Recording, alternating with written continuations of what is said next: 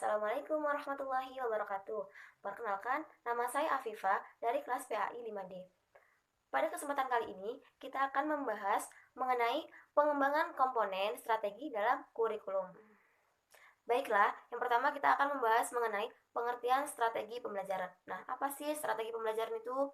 Dalam kamus ilmiah populer, strategi pembelajaran diartikan sebagai ilmu siasat atau muslihat untuk mencapai suatu tujuan. Secara umum, strategi mempunyai pengertian suatu eh, garis-garis besar untuk bertindak dalam suatu usaha untuk mencapai suatu tujuan atau sasaran yang telah ditentukan, yang kemudian dihubungkan dengan proses pembelajaran. Atau strategi juga diartikan sebagai pola-pola umum kegiatan pendidik dan peserta didik dalam perwujudan kegiatan belajar mengajar untuk mencapai tujuan yang telah ditentukan. Hilda Taba mengatakan bahwa strategi pembelajaran adalah cara-cara yang dipilih oleh guru atau pendidik dalam proses pembelajaran untuk memberikan kemudahan dan fasilitas bagi siswa dalam menuju terciptanya atau terwujudnya tujuan pembelajaran.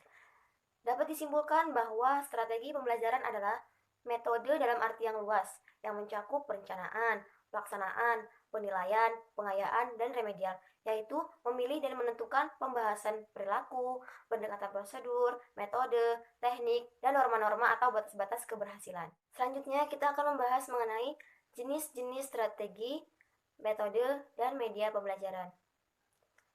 Pertama, strategi pembelajaran. Jenis-jenis strategi pembelajaran. Pertama, ada strategi pembelajaran langsung, yang mana pembelajaran ini banyak diarahkan oleh guru. Yang kedua, strategi pembelajaran tidak langsung, yaitu kebalikan dari strategi pembelajaran langsung, di mana ini umumnya berpusat kepada peserta didik, dan peran guru bergeser dari seorang penceramah menjadi fasilitator.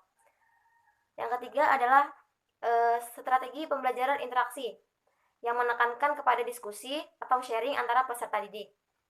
Yang keempat, ada strategi pembelajaran pengalaman, yang mana berorientasi kepada kegiatan induktif yang berpusat kepada peserta didik dan berbasis aktivitas. Yang terakhir, ada strategi pembelajaran mandiri. Strategi ini bertujuan untuk membangun inisiatif individu, kemandirian, serta peningkatan diri. Selanjutnya kita akan membahas mengenai metode pembelajaran. Banyak pilihan metode yang dapat digunakan oleh pendidik atau guru dalam proses belajar mengajar. Yang tentunya setiap metode itu mempunyai kekurangan dan kelebihannya masing-masing. Di sini kita akan membahas mengenai metode ceramah, metode diskusi, dan metode demonstrasi. Metode ceramah adalah metode yang mengimplementasikan strategi pembelajaran ekspositori, yang mana strategi pembelajaran ekspositori ini menekankan pada proses penyampaian materi secara verbal dari seorang guru kepada siswa dengan maksud agar siswa dapat memahami pembelajaran secara optimal.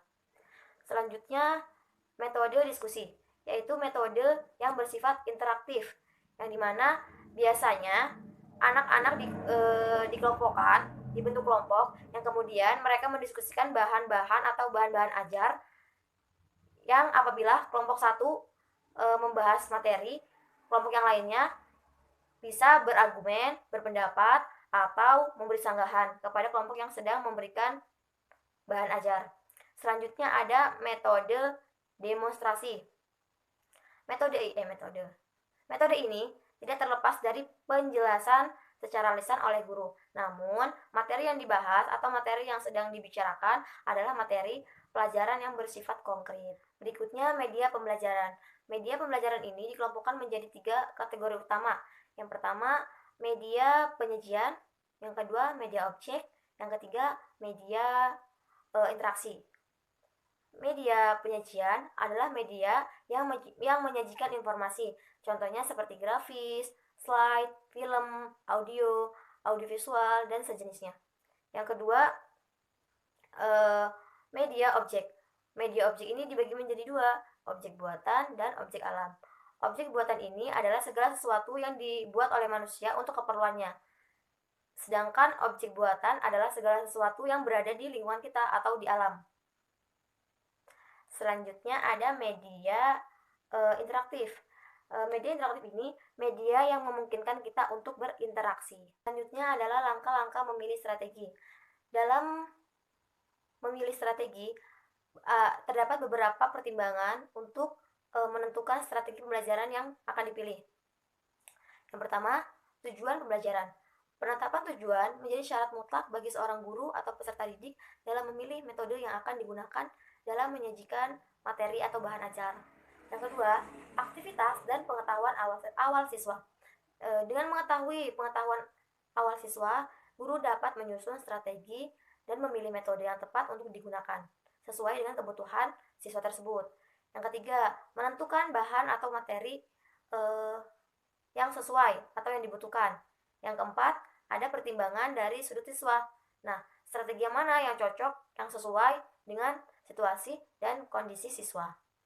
Yang terakhir, ada pertimbangan dari strategi yang lain. Banyak sekali strategi untuk yang digunakan untuk proses kegiatan belajar. Di sini guru memilih strategi yang efektif dan efisien untuk digunakan sebagai strategi pembelajaran. Mungkin cukup sekian dari saya. Kurang lebihnya mohon maaf. Wassalamualaikum warahmatullahi wabarakatuh.